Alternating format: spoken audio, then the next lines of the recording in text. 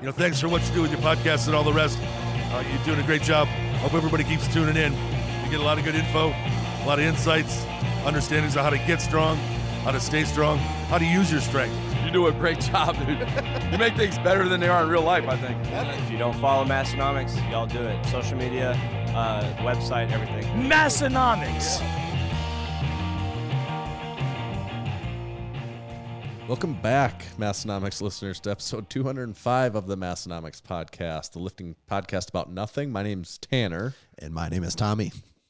Funny, it doesn't seem like it's been a week since we last visited with our Massonomics listeners, but I guess time flies when you're having fun. This is a doubleheader for us tonight. 2 in a row. We're recording this about a week before we leave to go to the Arnold. This will come out kind of when we're on our way back from the Arnold. Is that kind of the right timeline? Yeah, and because we'll be at the Arnold and we'll not have a chance to record a podcast, get all of our stuff edited, put it online, publish it to YouTube, the podcast hosting, all of that. We have to do 2 in a row this week. So our loss is your guys' gain. Yeah, I was going to say, that's their gain. My thing... This is coming out while literally this is releasing to the public while we're driving back from Columbus. So that means we will have spent almost 2 days in the car to get there, stuffed in a car with limited stops. We pretty much just get out one night to sleep and then get back up and get in the car.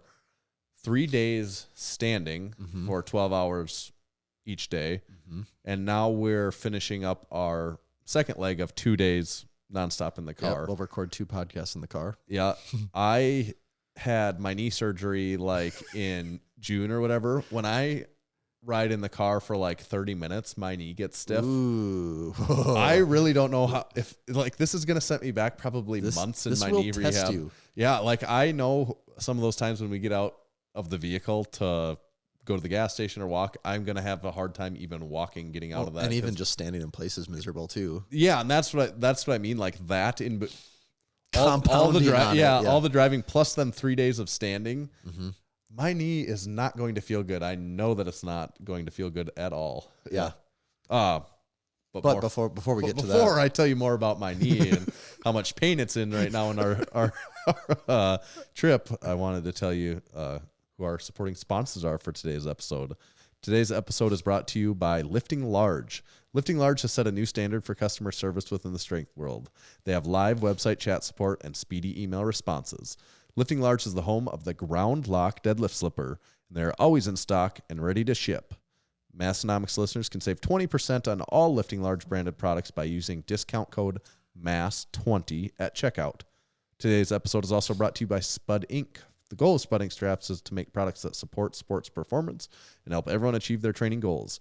They make products that last forever, won't bust your budget, and most importantly, leave no doubt about success when everything is on the line. Make sure to check them out online at spud-inc-straps.com. This episode is also brought to you by Hybrid Performance Method. They're your one-stop shop for all things fitness and online coaching. Whether your goals are training related, nutrition and body composition related, or both, Hybrid has a program for you. With dedicated and experienced coaches in each strength and fitness discipline, you can rest assured that you're in the best hands possible. Make sure to use our discount code MASS, M-A-S-S, in all caps for 5% off any training or nutrition memberships for the life of your membership. Visit them at hybridperformancemethod.com. Thank you, sponsors. Woo. Now, what was I telling you about my knee hurting? Standing in place, vehicles, all that. Yeah, I honestly, it's going to take me like a week being back to like get my range of motion that I have as of today back. I think it's going to be really bad. The things we do. Yeah. The things we do for our fans. But it's because we care. It is. We care too much. If I had to say we're guilty of, or our biggest fault or our biggest downside is that we do care too much. Yeah. Like we've been told time and time again, weakness, we're just right? too good. We care too much. Yeah. Yeah. Something you want out of your lifting inspired apparel company though. We literally care about all of you so much. Tanner, last week let me try and remember that far back. Okay. Yes. We explored a crispy little lemonade flavored kombucha It was so potent that I almost feel like I still have the flavor of it in my mouth a week later. We do. So I want We have something. one for today. I want something that we can actually drink now. Oh, okay. Because I'm actually really thirsty. And this is no guessing. This is just. If you look here, I didn't. It's been fermenting for I a whole didn't- week. I didn't finish mine. I didn't either. Okay. I didn't I either. don't feel so bad then. Yeah. Because I knew this was coming up and I was actually thirsty. I just wanted to enjoy this. Yeah. I'm just. This would be refreshing Yeah. after the kombucha. Oh, yeah. Is that some of that sweet peach pear? It is. You got it Yeah. even. Well done. Well, I think this was you tricked me like 3 weeks in a row with peach pear. If I did. don't know peach I pear did. by now, really. What will you know? This tastes a lot better than kombucha. It does I'll taste, tell you that. yeah. Tell you that damn much. Mm-hmm. Oh, yeah. Yep. All right. So I was thinking the other day, Tanner. Uh-oh. So one of the things with powerlifting, because I spend all of my free time thinking about powerlifting. That's usually Yes. what's consuming my mental state when I'm not busy working, Well, yes, yeah. like any normal person. And I constantly, there's a few things with powerlifting that I always think about as a sport. The singlets, the packages in the singlets. Mainly it's the wardrobe. But then once I get done with the wardrobe part, I start thinking about more of the competition aspect. And there's a few things that the sport hasn't gotten figured out yet. And I don't know if it ever will. And I'm not saying I have answers for any of this, but I'm just thinking out loud. That's here. the thing of us having our own podcast. We We, can- don't have to have answers for we problems. can just think out loud. We can just think out loud. We So- can just point out the problems. So I just want everyone to think along, because I'm sure other people have thought of this stuff too. So I think the first thing missing from powerlifting, or something that could make the sport more exciting, is, and I don't know how you would do this. Maybe it would ruin it. I don't know. But it's some type of like handicap system. A lot of sports have a handicap system where golf, bowl. I mean, I think a lot of competitive sports do have. so that everyone can compete against So each yeah, you other. can kind of compete against people. And so when someone does have a good day, they can get rewarded. It's not like, oh, you had a good day, but you still kind of suck. It's like, So well, that was a good performance for you. But what it gets so hard with powerlifting, or I think this is why it doesn't exist yet, Weight is you have classes. you have so few data points, Yeah. and that is what I think what everyone would say is what stops powerlifting from being a big sport, is just because the best in the world only can compete a few times a year, right? Right. Like basketball would never be a thing if they played 5 games a year, right? Right. Would people be excited about basketball if that's all you could do? I don't think they would. Like probably football, not. if there was 5 games on a football season, I guess maybe people would get really excited for those 5 games, but also like the games were like every 2 months. Yeah. Right. It kind of takes. It's the scheduling that kills it a little bit. Yeah. So then I was thinking some more. It's like, well, okay, the scheduling thing kills it. Also, though, there's almost never a head-to-head factor in powerlifting. Mm-hmm. So okay, so maybe we can't do the handicap thing. Maybe that's just it will never work, and I kind of have a feeling it never would. I'm not. But the idea in a utopian powerlifting society is that beginners could compete against intermediates, can compete against advanced Yeah. lifters, that everyone could compete. It would just be such a hard system to Yeah, implement, though. It yeah. really would be. It really Right. would be. So I don't think that one would ever happen.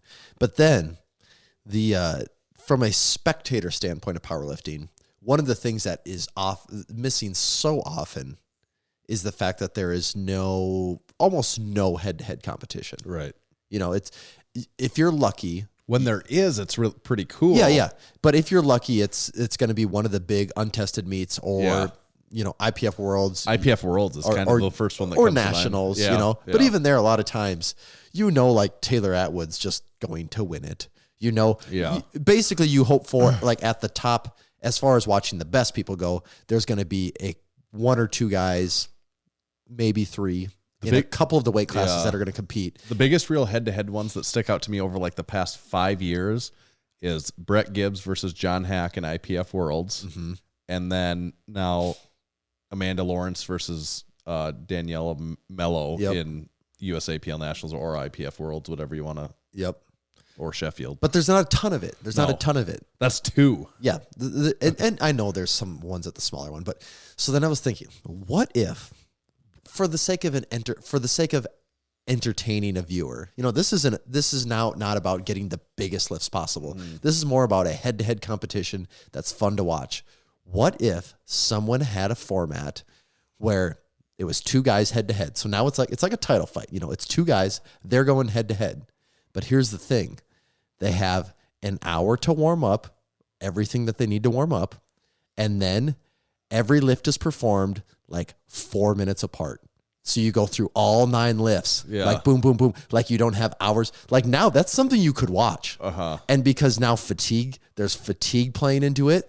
It's like a chess match or a checkers match where you're like watching the guy go. And now I think that could be kind of entertaining, couldn't it? Yeah. And also maybe they don't have to do 9 lifts. Maybe they could do 6. Maybe you do take it down to 6. Right. Because I can see how 9 would, like, guys, their deadlift would just be dying on them, I think, by the end of it. But that also takes care of the problem of the spectator part being almost unwatchable because you need to carve out an entire Saturday. Yeah. It's like more than a NASCAR. I don't even know how long a NASCAR race takes, but I have to imagine powerlifting takes longer than that. Yeah. Yeah. But but I don't know if anything like that would ever happen though. Part of the problem, and I think it still relates to like the scheduling that you talked about, how the timing, because peaking for powerlifting, it takes so long for people to do it to their best. And I was trying to think of what sports is this comparable to, because powerlifting really is like an individual sport, right, where you don't get to compete very often. And I'm thinking, what else exists like that right now? And the thing that I could think of would be fighting. Yeah. So like top level fighters, it really is kind of an individual sport. Yeah. And the best guys are only fighting a couple times a year. Right. Because I mean, I think is a fair parallel because they really are they have a training block laid out that is allowing them to peak for that one night performance. And it requires a long duration of time. Unlike golf, like they literally you can start go golf every weekend and you're not peaking. You can play tennis every weekend, basketball every weekend, volleyball, like almost any sport. And that's what those sports have going for them, is that you can be even a casual viewer and still catch a lot of it. Right. If you're a casual powerlifting fan, you're probably going to see almost no powerlifting over the course of a year. Yeah. Right. So then that's what kind of got me thinking of like, all right, well, if you think about it from like a fight perspective, what could you do that they do? And it's like, well, the big title fights, they'll last between their intermissions or their end of the rounds and everything. Yeah. What's a big title fight? Goes like 5 rounds of like 5 minutes each or something. Like in UFC, yeah, something like that. It's something. Yeah, it's been a long time since I've actually watched a full UFC fight, but something like that. It's like, okay, could that ever happen for powerlifting? Where if someone booked, they got the same thing. They'll get the undercard all the way up to the heavyweight battle, where it's these guys are going to go out and they're going to like, all right, someone comes out with their 1,000-pound squat right away. The other guy, he doesn't quite have that. How is he going to respond? Is he going to conserve his energy for the save a little bit for the bench and deadlift, or how? And I think that could sort of be a fun way to watch it. Yeah, the thing that it would take for anything even remotely like it to ever happen would be money. It would be money, but I feel like it's also there's possible could be a draw for money. That could be a format that could get money involved. I think you could get people to. It's just so hard to get a lot of eyes on. I believe for any sustained, I've never ran a live stream, so I don't know what the real numbers are, but I think over the course of an entire live stream, you probably get a lot of people checking in, but I'd love to see the statistics on how long a viewer actually sticks around on a powerlifting live stream. Yeah. Another thing that makes powerlifting maybe more challenging for something like that versus other sports, other disciplines, is the drug use. That there's a division, there's a line in the sand of people that do use drugs and people that don't use drugs. So it has to be one or the other, and you don't get to, like, there's not going to be crossover. Like, because you want to see Ray Williams go against Daniel Bell or whatever, those matchups like that. And whichever one it's going to be that does this, you miss out on the other half. Mm-hmm. Or I suppose they could both do it and both have their own thing, but that's still like you're dividing the talent pool into half, and I think that's always a problem with powerlifting. It is, yes. And then also it gets subdivided even more by federations. Like that. So it immediately is divided in half, and then one half divides itself 30 well, I shouldn't say, probably 100 more times. Yes, right. So that is part of the problem because a lot of people don't like certain rules, and so they just avoid that. But if there was enough money involved in something like this, it could. I just think it could be a fun, like, it's not even like, all right, we have 3 flights over the course of 2 days, and each flight has 60 lifters in it. And it's like, all right, so there's 200 and some names. You can't even keep track. No. Like, how many sporting events do you actually watch where there's 200 and some people competing? Right.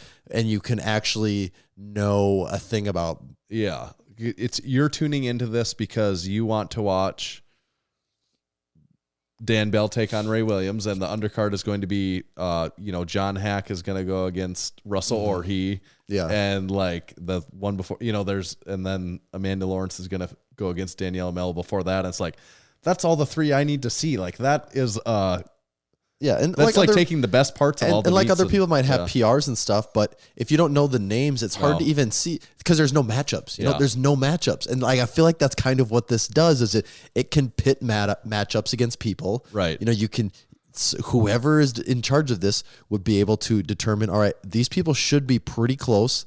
They would obviously have to be, I think, in the same weight class.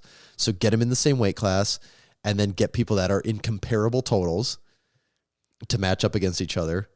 And I think that could be I think that could make for it an entertaining watch. And our other topic that we're going to talk about today, maybe it ties into that a little bit, is the Sheffield meet, is what I had mentioned I wanted to bring up. Mm-hmm. And really, it's not that format, of course, but it does take some of those ideas of what you're talking about, because it's a new category of IPF event. And so for people that don't know, this is... it's primarily sponsored by SBD, isn't it? SBD. So SBD is sponsoring this. It's March 28th and March 29th. And is it in Sheffield, England? Is that where the name comes from? Or I don't even know what. I think so. It's in the UK. It is overseas though. Yeah. It's in the UK. And it brings together 12 men and 12 women over one weekend to battle it out for world records and the title of champion of champions. So it is it has elements of what you're talking about. So they are pitching it with matchups is what they're doing, right? Each lifter represents their own nation at the World Classic Powerlifting Championships and will now have the opportunity to defend their place among the world's best. Athletes from 6 continents will be coming together for a truly international competition.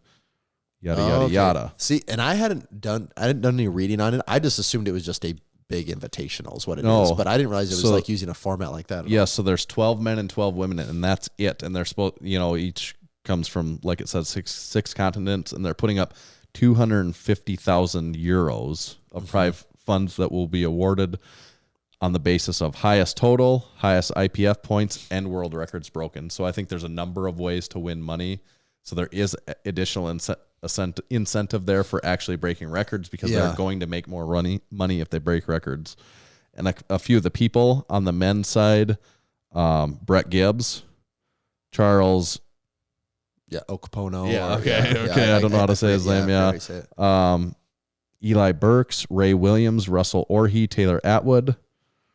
Then other people that I'm probably in trouble for not mentioning. But on the women's side, Amanda Lawrence, Bonica Brown, Daniela Mello, Heather Connor, Kimberly Walford, and others that I'm not mentioning because I'm not going to mention all 24 people here, but those are just some names that stick out to me right away. There's 24 total competitors? 12 men and 12 women. 12 men on Saturday, 12 women on Sunday. So it's almost all American. I mean, it's half Americans, isn't it? Yeah, in the men's side, there's 1, 2, 3, 4, 5 Americans. And then Brazil, Singapore, New Zealand, Ukraine, Algeria, UK, China. On the women's side, there's 1, 2, 3, 4 Americans, a Canadian, U.S. Virgin Islands, Philippines, Russia, New Zealand, Italy, Brazil. So there is a good smattering, but almost half the competitors are American, yeah. But that's makes sense as far as them putting together a premier event. Yep. It is interesting their timing. And we were talking about this because coming up, or actually just passed, was the Arnold, which the Arnold outside of nationals, as far as USA powerlifting goes, is the biggest time of the year. There's a lot of really big meets going on. Yeah. And in a way, the Arnold is more premier than that. The Arnold is more special than nationals. Yeah, because you can't, and almost anyone can go to nationals. actually have to qualify or be invited to the Arnold. Right. And so that does make it more exclusive. Yeah. And there's always a world record. Well, the way the IPF rules don't work, they're not technically world records, but national records and unofficial world records always take place during this time. There's a lot of people, It's a lot the of big spectators. stage. They It don't is- go yeah. anywhere where there's going to be a bigger stage than what they get at the Arnold. Yeah, so it is interesting that SBD is having this meet at this time because it does siphon off a few of those people. Yeah. But because SBD also sponsors a lot of the meets at the Arnold, but we were talking about this too, just the nature of the sport, you have to be careful when you plan these things because people aren't going to do this meet right before their national meet. At Yeah. least most people wouldn't. Right. I'm sure this is falling close to someone's big national meet, but this Not- is kind not of the- this not is kind of the time of the year America's, yeah. that, all right, like America's nationals are in the fall, so Yeah. you got 6 months between now and then, and who knows when other people's are, I guess. Yeah. But I would assume that they must have some time between, and so that's probably why they're doing it. And yeah, what you said is the reason why I was originally thinking that it's weird they do it this close to Arnold because it pulls those people away from the Arnold. But maybe it is more like your idea at the beginning. This is just the very limited premier event. It's only pulling away maybe 10 people that would be at the Arnold, and then there's still a good like 1B category of talent to fill the Arnold. Like this is the exclusive, like the ultimate exclusive meet to do. It's just taking the very top few, and there's still talented people, names you would have heard of, competing at the Arnold. Yeah, that's got to be it. But it's funny that it is closer to what, it's at least in the direction of what you were saying, because they're just taking 12 lifters on one day, 12 lifters on the next day. Big dogs, I guess, is the other one that's similar to that. But neither of these incorporate the idea of it's still going to take, even with 12 people, they're just going to take a long break in between each lift, and the whole thing's going to take 6 hours. Yeah, so that was the idea of just thinking of what can be done from a spectator standpoint to make this more watchable. Yeah. And powerlifting is probably the worst out of any sport at doing what they can to make things watchable. One, just because there's almost never a budget for Right.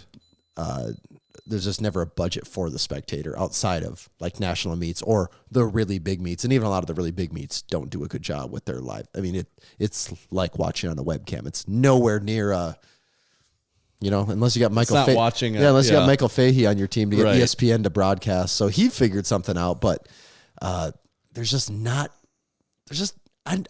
there needs to be a way to make powerlifting more watchable. Yeah. Like I was going through TV the other day, and that's probably what got me thinking.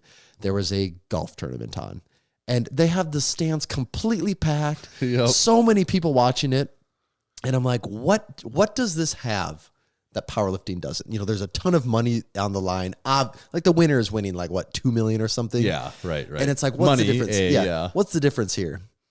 And you could probably say what's similar here. Yeah. Nothing, but Yeah. but it's the fact that it is a watchable thing. Like they create some drama. You can sit and watch it.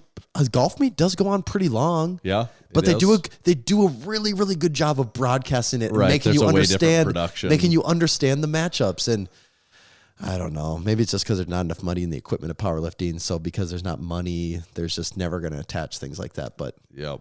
I don't know. It just seems like no one's trying to make things more watchable. The pool of people across the world that play the two different sports, what's powerlifting got 100,000 people that are actively But that's what participating, or- part of that. But part of what makes me think though is how many people do you know that go to the gym? I think a lot of people, Yes. especially our listeners, but it's not unusual to know someone that goes to the gym. Right. So people already have, and now more than ever, barbell lifts are popular. Yep. So people at this point in time have more of an idea of what barbells Than ever before. Yeah. So there is knowledge. There's people that can understand what's going on.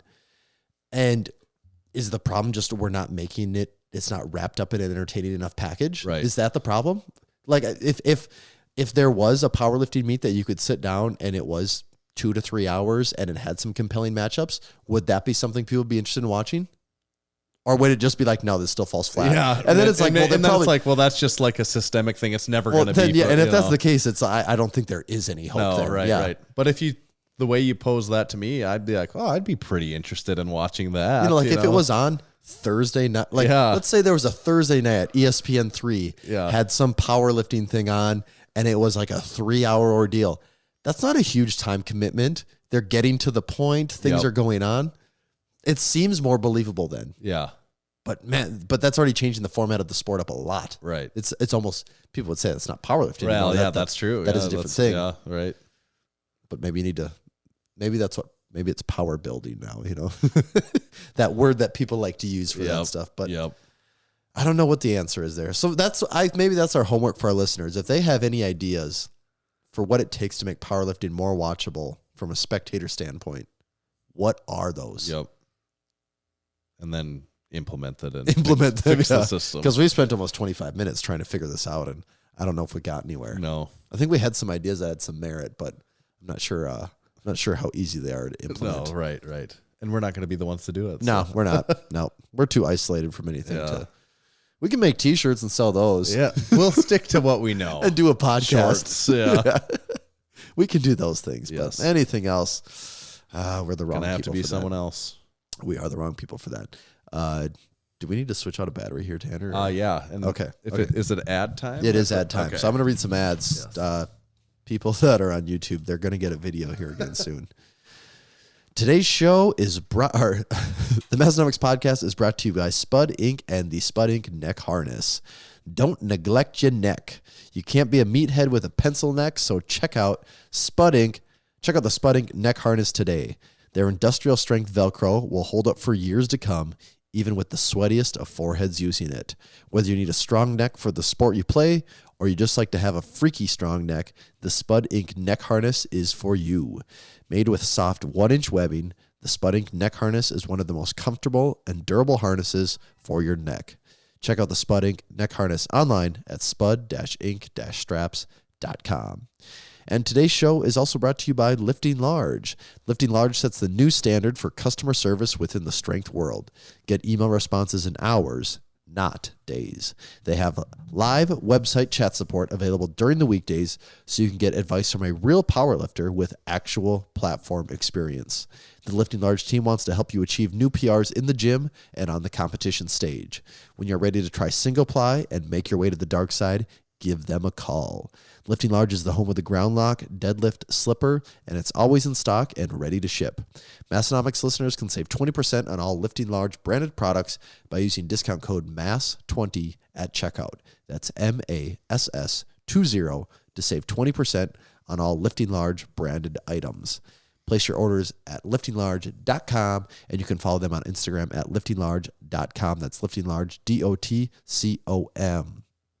And this episode is also brought to you by the Hybrid Performance Method. If you've been training without a coach and have been looking for a competitive edge, remember to check out hybridperformancemethod.com. Hybrid has 15 different strength and fitness programs covering everything from powerlifting and strongman to gymnastics and general fitness, all included in one training membership. That's not all. Hybrid also offers one-on-one personalized nutrition coaching that uses lifestyle habits and a flexible approach to shape your nutrition plan around your current lifestyle, instead of turning your lifestyle upside down in order to support unsustainable habits that only work in the short run the way most programs do. If you're ready to take your training, nutrition, or both to the next level, use code MASS in all caps for 5% off memberships for the life of your membership. Thank you yeah. to our sponsors. Tommy, did you know how quick I was there changing camera battery and then getting our phone set up? Yeah, So I dang, could be that's- like a NASCAR pit crewman. God, it is. It's like Or at least some type of behind-the-scenes production crew. recording multiple episodes in one night really puts some of our The camera, damper on our car. Well, it's like really puts the limits to some of our recording capabilities in the video sense. So, audio, we're very sturdy and have but video, it's a little bit more temperamental. Maybe that's the next thing we need to invest in. Yeah. Is up in that. Maybe we need to bring VR to the people. We need to get a seat right here so they feel like they're 360. Yeah, so they feel like they're recording with us. Right. we didn't even mention we've got a special guest coming for this episode. It's none other than at Bacon and Beer Bells on Instagram, Big Jonathan Oldham. Massonomics athlete extraordinaire. Yes, one of our official Massonomics athletes, longtime Massonomics fan. We're going to give him a call right now. And Are we Let's do really it. doing this? Yeah, we're doing really it. doing this. it's going right now. See if Big John answers. See if they have phones in Alabama. Hello, Big John, is that you? who's speaking? Is that your Alabama accent we notice? Oh yeah, you never know who's a telemarketer these days. There's a lot of them out gotta- of Aberdeen, South Dakota. You got to too. kind of intimidate them. Yeah. You are live on the Massonomics podcast, Big John. How does it feel? Oh, what a pleasure! The pleasure is all invigorating. ours. So, it seems like you're are you in the middle of like a family vacation right now? I am. I'm kind of doing a business thing. I'm sitting here next to like how Disney does their vacation sales. They try to like suck you into those timeshares. Oh, okay. Yeah. Yeah. So I've been sitting there with my lift shorts on. I know they got money, so I'm just like, hey kids, I'm trying to pull their parents over, get them to buy some lift shorts. And is it working? No bites yet, Well, but I'm trying. yep. Just got to keep shooting. Yeah. That's right. Just before we called, I kind of introduced you as a longtime follower of Massonomics and one of our official Massonomics sponsored lifters that we work with, and we get the question sometimes, like other people that are interested in being Massonomics affiliated lifters with us, and we don't do it that often. It's tough to describe. You were so involved in Massonomics to begin with. It was really an easy choice for us. It wasn't like we went out and found you just because you're a strong lifter. You're By no you really means get. is that the case? Well, but I mean, that being said, you are a very strong lifter, and we'll get to more of that too. But it was more so the fact that you're a talented lifter, and plus you're just really involved with Massonomics, and you kind of got everything that we were doing, and you followed along closely. Do you remember when you first came across Massonomics? I remember. I don't know how I came across it. The lift hat. The lift hat was the first thing I saw from y'all. Okay. And as a big advocate on beer drinking, I was sucked into it. So that was my first purchase. Gosh, I guess that's been about 3 years ago y'all came out with them. Probably 3 or 4. Yeah, I I'd don't say know. 3 Could or be 4, something like probably 2016. I bet we had the March 2016. Probably a little bit after that. It was probably later in 2016. So yeah, a little 3.5 years, I would guess. Yeah. Yeah. And you saw it And on that was- Instagram or something, I suppose. Yeah, it was on Instagram. Like I said, I can't remember how I came across it, but I knew, I loved the hat. And then, once I saw y'all's apparel and everything and saw what y'all stood for, I really just got sucked in. And you it quickly just kind of became- snowballed. And you quickly became the biggest collector of Massonomics. You actually might That's have right. you might have the biggest collection. Yeah, actually, I've got to pre-pick these outfits before we go out today. You got to be styling at Disney. Like it And didn't I hit think me. tomorrow. Was it for the Arnold last year? You took a picture of all of your stuff, or was it just a random photo you had? No, I think I piled it all. I sent it to Tanner. I was just Yeah. going through my stuff just to see what I had because I had my Massonomics numero uno shirt is actually torn up. I don't know. I don't know what happened. The dryer destroyed it somehow. You got too big and your muscles just burst out. Yeah, Of it. that's been another issue here. Is Disney World's got this massive resort with all these amenities and everything, and this huge resort we're staying at has no gym. Ooh, And you know how you get away from the gym for a couple of days and you feel like you're withering away. Shrink. Yep. Mhm. Yeah, well, Yeah, it's true. you are. You don't just feel like it; you really do wither away. It Yeah, all leaves you. Don't make me feel like that. y'all are about to start getting those Instagram IG fit moms, me squatting packs of water in the condo. Yep. No, but I got sucked in with the lift hat, and then I guess y'all starting out being a newer company, and y'all still do such a great job at reaching out to people and just anybody who loves the company, you know, feels like they can be a part of it. And I've always loved that about y'all. You know, it's good to be a part of a company that's so sincere and genuine. Well, we've done a good job of tricking you into think that we're sincere and genuine. Yeah. At least. He fell for I it. really just, you know, I'm really more honored the fact that y'all's hand is out of my wallet now. Yes. Maybe I'm just working for you for free. That's like that's like getting the collections off of you, isn't it? Yeah. Finally, they can quit taking my money. Yeah. I don't know who's the winner yet. to be determined. So how about your lifting wise? What was your last meet? What'd you put up for numbers, and when are you competing again? Last meet I did, I think 1973 was my finishing total. It's kind of a bummer. I wanted 2000. But still a really big PR, I think, at the time, right? I mean, it was, but you know, I mean, it was one of those bummers. I mean, I can't even remember what kind of PR it was. I want to say it was 60 something pounds maybe. But, yeah, of course I wanted more, you know. 2000 is 1973 doesn't really mean anything to me, I guess. But I don't know when I'll compete again. You know, I'm gonna get the Arnold out of the way, have fun, enjoy myself. and you are doing a figure show at the Arnold, though, right? Yes, absolutely. I've been working. You know, I've been drinking White Claws on vacation. I didn't figure That's good. That's good. I can't have the yeast on my stomach. I mean, that's dedication right there. yeah, I might, you know, at least walk around shirtless at the Arnold.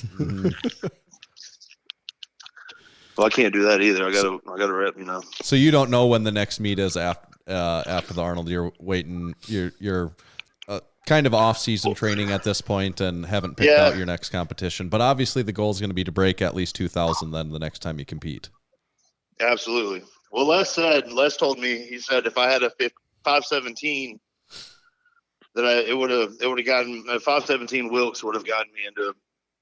I can't even remember what meet he was talking about.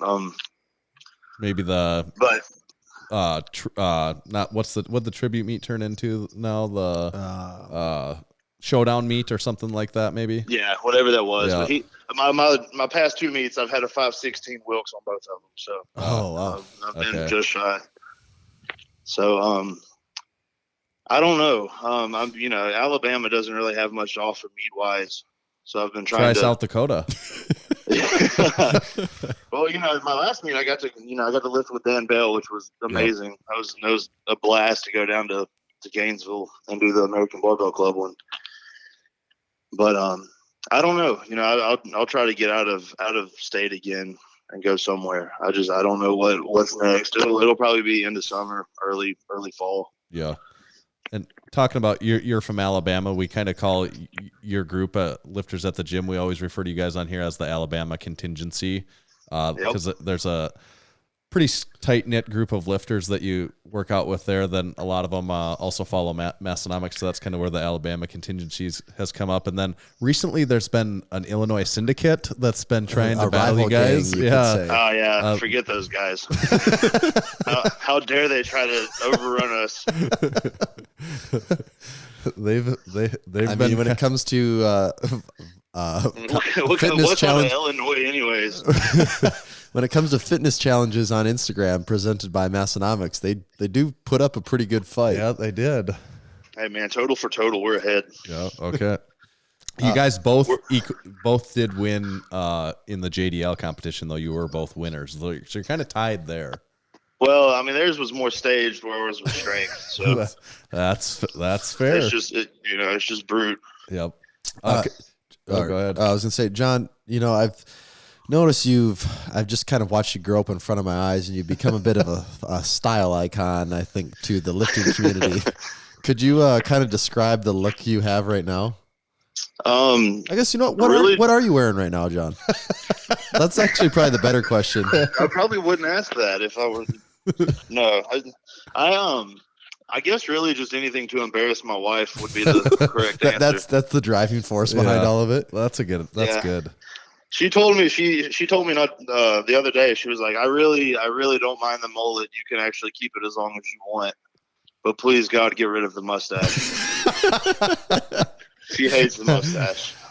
So you described the mullet. You've got the mustache. You're often wearing jean shorts. I liked. I think I saw on vacation you have a cheetah shirt with a denim vest going on. Like, Well, so Disney World, I'm so lame. I'm huge into the pin trading. They've got like a pin trading thing down here, and I'm obsessed with it. And I typically people wear them on lanyards. Well, I've collected so many pins that I actually bought a denim vest or a denim jacket the first night we were here at Levi's, and cut the sleeves off. dude, and just I started just putting my pins assumed on that it. was some like old punk rock jacket you've had forever No, in your closet. no. It already looks like it. You got all the pins on it. The sleeves are Oh ripped yeah, there's off. tons of them.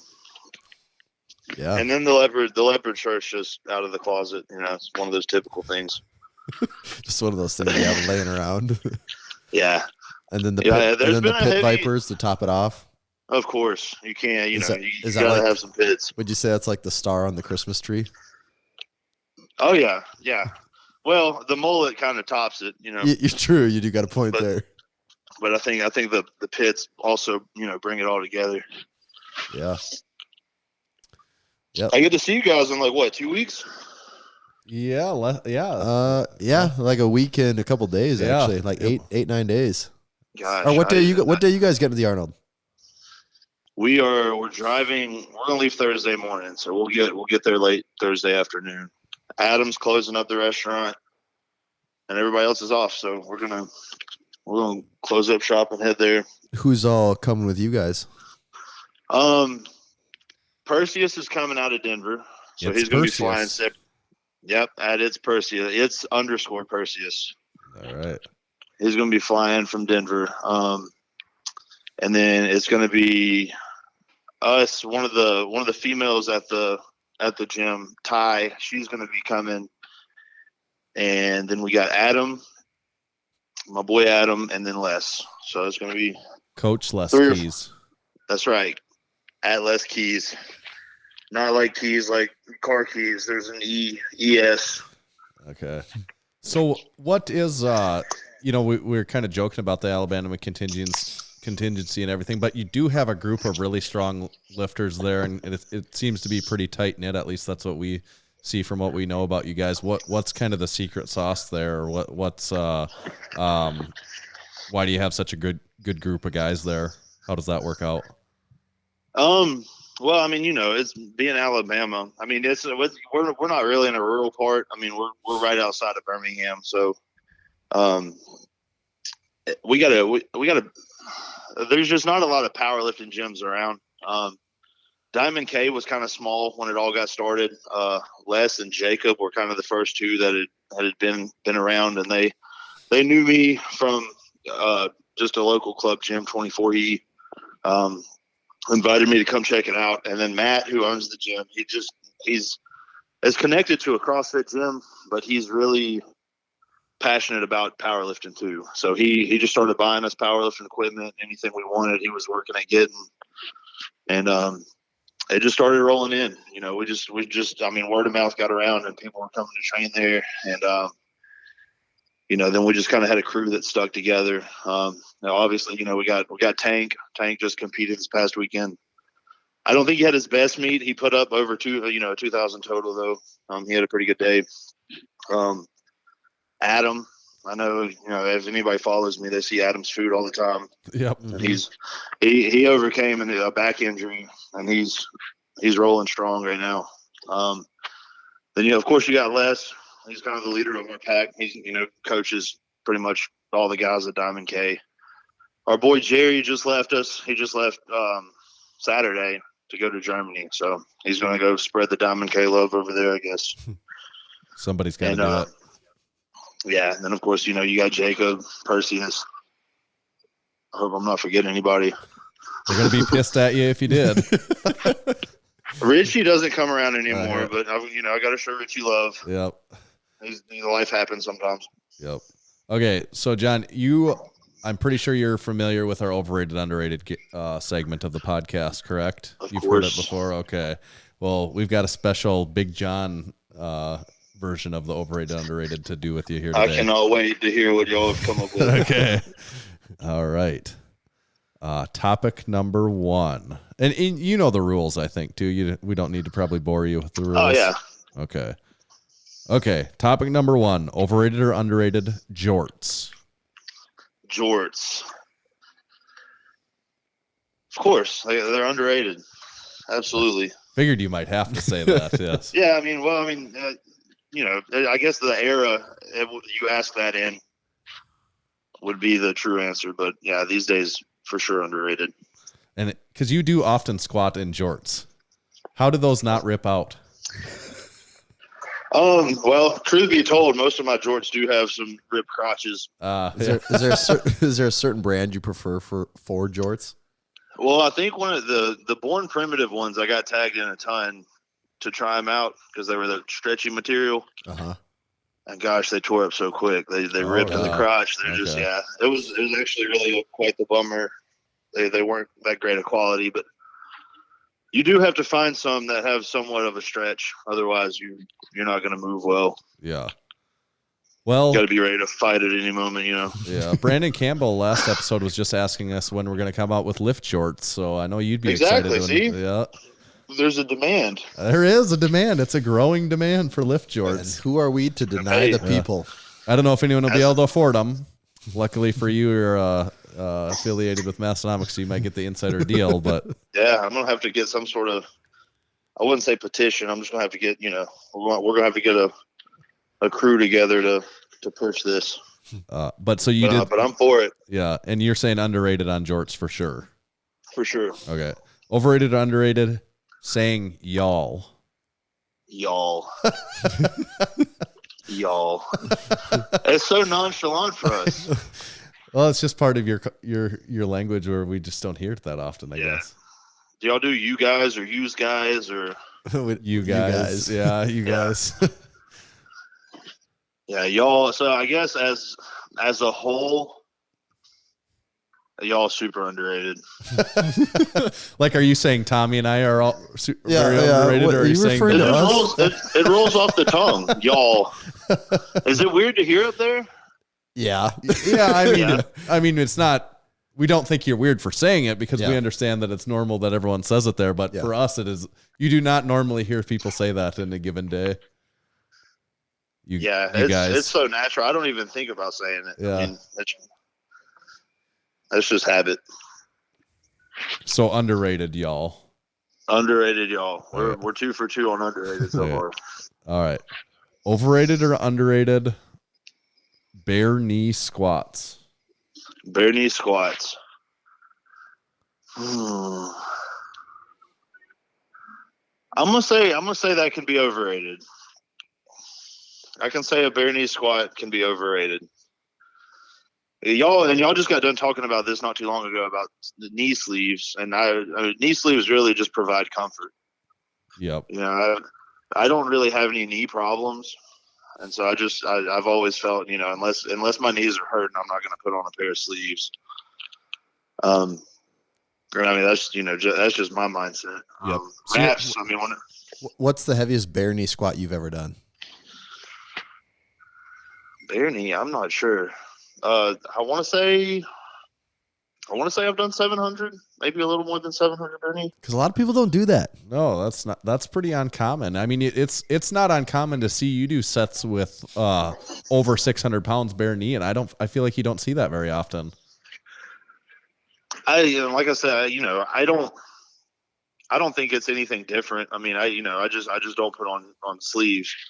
Now, I mean, wraps are a totally different game, but I'm just, if I'm not using wraps, I'm typically not in sleeves. I do feel like sleeves do serve a purpose, if you've got knee discomfort or if there's anything going on and it just makes you feel more comfortable or confident, there's nothing wrong with using them. But as far as, lifting actual weight and getting the advantage of lifting or pounds, I guess, added to your total, I don't think sleeves serve a purpose. So naked knees or wraps. All right. No in between. That's right. Okay. Last topic. Overrated or underrated? The song Sweet Home Alabama. Oh my gosh. Ooh, that's honestly tough. We saved the best for last. Yeah, that's a really good one. We went to Germany.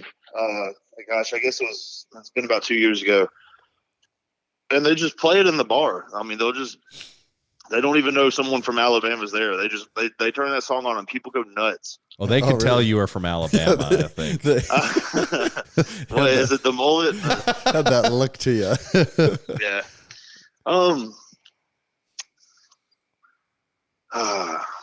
I'm gonna have to say, for what the song is, it's overrated. I'm gonna get so much hate for that. I'm gonna get so much hate for that. Is it is it? I almost feel like it's a dumb question, but is it like a song that still plays a lot down there? It's just kind of a song that plays a lot in general, but like, do people still do they embrace it as like, this is our anthem? Well, classic rock, it's not really our anthem. I mean, you got Talladega down here, you got all the redneck, the Roll Tide, Alabama football is what, lives and bleeds and breathes Alabama, just the state as in general. But, I guess Skynyrd and just any classic rock is, the song itself is overrated. I don't think it's really necessarily an anthem to us. You get a lot of Freebird screams and stuff at concerts. That's and of course, concert, anywhere though. you're going to go, I mean, they do the Sweet Home Alabama, and everybody Roll Tide Roll. Yeah. That makes me want to vomit saying it, but I'm a big LSU fan too, so people need to put that on the record. I can't support the Crimson Tide, even though I live around it. You haven't converted then. No, I never will. Fight me to the death.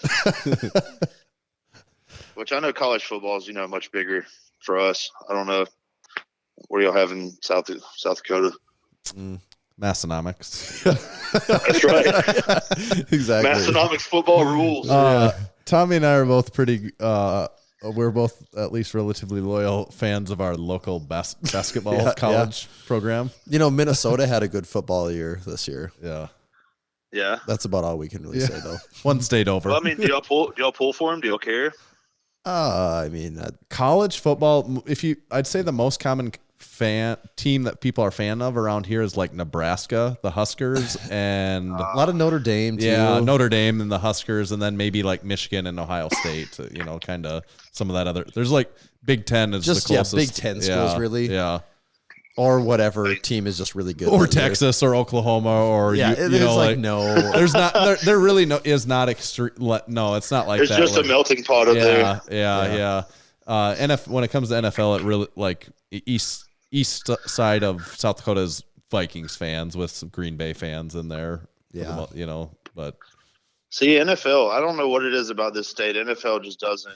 Well, you have Alabama. But, you have just other things. Yeah, right. That's it. Alabama and Auburn, but I mean, you got Atlanta Falcons 2 hours away from us, and then the Saints.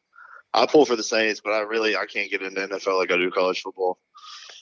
I'm sure if we lived in an area like that, we would feel that kind of that same thing. We had that luxury. Yeah, it's for sure a culture thing. Yeah. Okay, John. So we will see you at the Arnold. Is that where people can stop by Massonomics booth 524 and they can get your autographs there then? Something like that. I don't know who would want that, but for sure, maybe just bring us beers to the booth. Yeah. and you're also. Oh, go ahead. You're also sponsored with by Obsidian Ammonia too, and they've got a booth there this year, I believe, as well. Absolutely. Right? I don't know their booth number. They're next to the cage. They're close to the cage, and so I'm hoping that benefits them really well. I'm super excited because I know that the Arnold's done great for y'all. Just with exposure alone, the past several years. Mm-hmm. So I'm excited for Travis and Obsidian to get to the Arnold, and really, I mean, he's such a good dude and runs such a great business. I'm really excited for him to meet people and just get the word out for him and Obsidian. He'll be in throwing distance of the cage. He's just going to have to throw a bunch of bottles in there. That's all it is. Launch them over the top and make sure everyone in there is using them. Yeah, you just got to get enough in there before you get thrown out for throwing stuff over the fence. We'll just throw them from a far enough distance nobody can tell who it was. Yeah. If we could afford to do it, we'd do the same thing with lift shorts, but that would just be insane. Oh So we'd be gosh, throwing man! them- Yeah. Could you Yeah, imagine the then- mobs that would form if we were just throwing lift shorts into a crowd? Oh man, Charged with inciting a riot. well, I've heard rumor has it, like Lil Wayne's been trying to get a couple of boxes for his next concert to throw off stage. You can't afford it. Still working out the deals of that one. Yeah, Yeah, it's a lot of money. yeah. Those stickers, I still haven't got my hand on the stickers yet. Well, maybe if you're lucky, we know some people at the Hey. Arnold. We've got some with your name on it on the Arnold, and the new shirt. We can even talk about the new shirt. We've got the curls shirt. Oh, yeah. because this The will come curls. out just kind of while we're on the way back. So you'll get your Yeah, hands and on a the- new curl shirt too. Have y'all mentioned the new hats yet to the people? Yeah, we have the new lift Just the hats that'll be there. Yeah. Those will probably sell out at the Arnold, I would imagine. Yeah. So unless you're at the Yeah, they're Arnold, sweet. yeah. Yeah, so we got all that new stuff to check out there. Cinch bags too. To Yeah, wrap it all up in. lift cinch bags. Those yeah. might have sold out at the Arnold. I don't know. My gosh, people need to bring extra money because it's just spend Lots everything of at the extra Arnold money, for the yeah. Mastronomics. That's right. Damn right. Well, John, thanks for coming on. We will see you in a couple of weeks, and we'll get you on the podcast again someday here, I think, too. Yeah. Absolutely, guys. Thanks for having me. I will see y'all in 2 weeks. Right on. All right. See ya. Cheers, guys. All right. See ya. Bye. Bye bye. That was Big John. Big They don't John. call him Big John for no reason. No, they do not. Because he's big and his name's John. Funny how those nicknames go. So the Coors original shirt. That's what I like to call it. The Curls. Curls original shirt. The Curls original shirt. Yep. Curls original. Yeah. Curls. The It is original available. bicep builder. Yes, the original bicep builder. Pretty sweet shirt. It's a very sweet shirt. I'm excited to. Get that thing out in the wild. Yeah, we'll be able to wear some when we're at the Arnold and start Mm-hmm. getting that on people. Excited to see that one walking around. Yeah, we this is our first time mentioning it, so yeah, it's I mean, by this point you've probably seen Instagram posts and stuff with it, but yeah, it's Right. it's a real thing now. So Yeah. we got another one. So yeah, we have that. We do have a couple new hat colors out. Yep. The The lift in like a deep navy new era snapback, and then like a yeah, and the new styles too. I should right, say. yeah, actually, new styles and colors. It's styles that I've actually had for a long time, but this Yep. is the first time we've made available. made available to the public. So yeah, we got some cool new colors, new styles on hats. If you're at the Arnold, we got cinch bags for you to throw all your stuff in because we saw people that had a lot of stuff last year. We may have some of those left over. Yeah, it's afterwards to possible. We didn't sell. get a ton of them. Those were kind of more of an Arnold item. So Right. it's possible there could be some left. So if you're hearing this, you can check on the website, and they're probably not on there right now, but we might get them on there eventually. I also don't know how many of the curl shirt we're gonna have left. I feel like we're gonna sell quite a few, and I think so. as a new shirt and a pretty cool one. But maybe there'll be some left if you're lucky. There'll be some in your size. If not, we will be ordering more right away when we get back. So within a couple weeks of hearing this, we'd be restocked if we do happen to be out of really anything in your size. Yep. So that's the Arnold and John Oldham in a nutshell. Next time we're talking to you, you'll be hearing more about some of our actual firsthand experiences there, I suppose. You'll probably be hearing from us on the road, I would think, probably. Yeah. Right. Yeah. So we'll be Getting our recap. in. Then I can complain live about my knee, how it hurts, instead of imagining In how person. it's going to hurt. Oh, Yeah. this sucks so bad. Yes. This episode was brought to you by Lifting Large. Lifting Large has set a new standard for customer service within the strength world. They have live website chat support and speedy email responses. Lifting Large is home to the Ground Lock deadlift slipper, and they are always in stock and ready to ship. Massonomics listeners can save 20% on all Lifting Large branded products by using our discount code MASS20 at checkout. Today's episode is also brought to you by Spud Inc. The goal of Spud Inc. straps is to make products that support sports performance and help everyone achieve their training goals. They make products that last forever, won't bust your budget, and most importantly, leave no doubt about success when everything is on the line. Check them out online at spud-inc-straps.com. This episode is also brought to you by Hybrid Performance Method. They're your one-stop shop for all things fitness and online coaching. Whether your goals are training-related, nutrition and body composition-related, or both, Hybrid has a program for you. With dedicated and experienced coaches in each strength and fitness discipline, you can rest assured that you're in the best hands possible. Use our discount code MASS in all caps for 5% off any training or nutrition memberships for the life of your membership. Make sure to visit hybridperformancemethod.com. Thank you to our sponsors. Thanks to John for hanging out with us here in episode 205. Yep. Make sure to like us on YouTube, like us on Facebook. Leave us a review on Apple Podcasts, a 5-star review. We'll read that for you on air. Buy our stuff in our store, whatever we got left as we're coming home here from the Arnold. Tommy, where are you at on the Instagram? You can find me at Tomahawk_D. And make sure to follow the official Massonomics page at Massonomics. See you next time.